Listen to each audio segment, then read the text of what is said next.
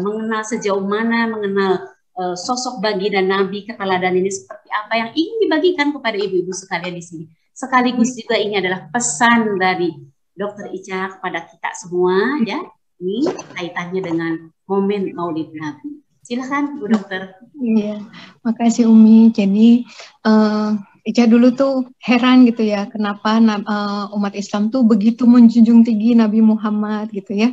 Padahal dengan segala macam ya fitnah terhadap Nabi Muhammad gitu, ada dibilang pedofil, poligami dan sebagainya gitu. Tapi juga kok di satu sisi bisa begitu dimuliakan gitu ya, dibilang manusia paling mulia gitu. Tapi kok juga nggak jatuh dalam menyembah Nabi Muhammad sebagai Tuhan gitu. Ica sempat cari-cari gitu ya, kenapa sih Nabi Muhammad dibilang manusia paling mulia, berakhlak Al-Quran dan sebagainya. Masya Allah ternyata di cerita-cerita itu ada malah 4 kali momen di mana ternyata memang ada malaikat membelah dada Nabi Muhammad, kemudian dibasuh dengan air zam-zam gitu, Masya Allah gitu ya. Umur 40, kemudian ada yang sebelum nerima kenabian dan waktu sebelum Isra Mi'raj ya, Umi kalau nggak salah. Nah itu jadi di situ pantes aja gitu ya, kok bisa sebegitunya gitu. Itu waktu itu pertama dapat seperti itu. Terus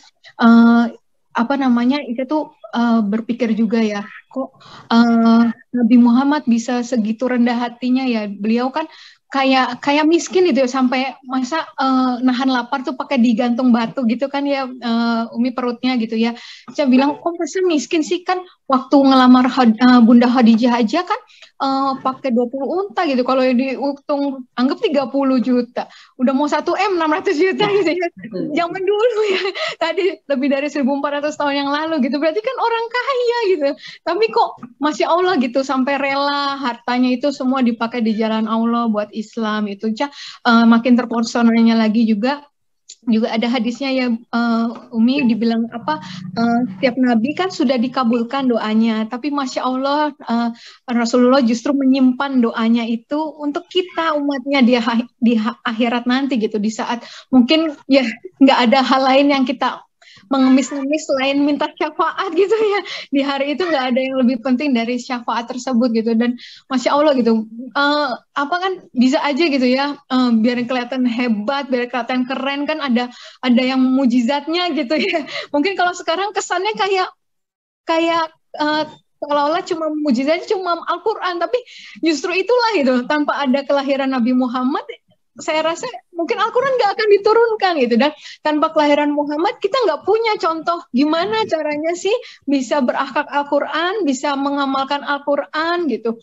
Dan dari situ juga tanpa Nabi Muhammad lahir, saya pikir juga nggak akan ada lahir peradaban Islam yang sempurna ini gitu. Jadi Masya Allah gitu ya, jadi benar-benar itu saya teringat ini Umi, justru kalau mungkin ada yang tahu tentang patung kontroversial Umi yang tentang 3 agama, di mana umat Islam yang paling bawah sedang bersujud, ya, kemudian betul. Ada orang Kristen yang sedang berdoa, kemudian paling atas yang berdiri itu, yang berlutut ya, yang orang Kristen yang berlutut sambil berdoa, kemudian paling atas itu orang Yahudi memegang kitab gitu. Nah katanya kan dibilang orang Yahudi justru yang marah, loh kenapa? Kamu kan paling atas gitu kan, harus yang marah orang Islam paling bawah gitu kan, atau mungkin yang tengah diinjek kamu gitu ya, kok kamu yang marah? Terus orang Yahudi ini bisa berkata bahwa justru mereka yang tahu loh bahwa, coba kamu bayangkan kalau orang Islam itu bangkit dari sujudnya, kita semua yang di atas akan terpelanting ya kan? Semua, ya? Iya begitu. Jadi Masya Allah gitu. Jadi ternyata memang sebenarnya kita nggak perlu khawatir gitu ya ketika ada orang yang mungkin memfitnah Islam, merendahkan Islam, karena sebenarnya justru mungkin mereka justru insecure karena tahu bahwa Islam itu sebenarnya luar biasa. Mungkin sekarang sedang belum bangkit aja gitu. Masya Allah ketika bangkit gitu ya, itu maka ya tadi insya Allah ya peradaban Islam yang sempurna itu bisa lahir kembali gitu sih. Mudah-mudahan kita bisa menjadi bagian dari itu semua. Amin amin ya robbal alamin. Mungkin itu Umi. Ya.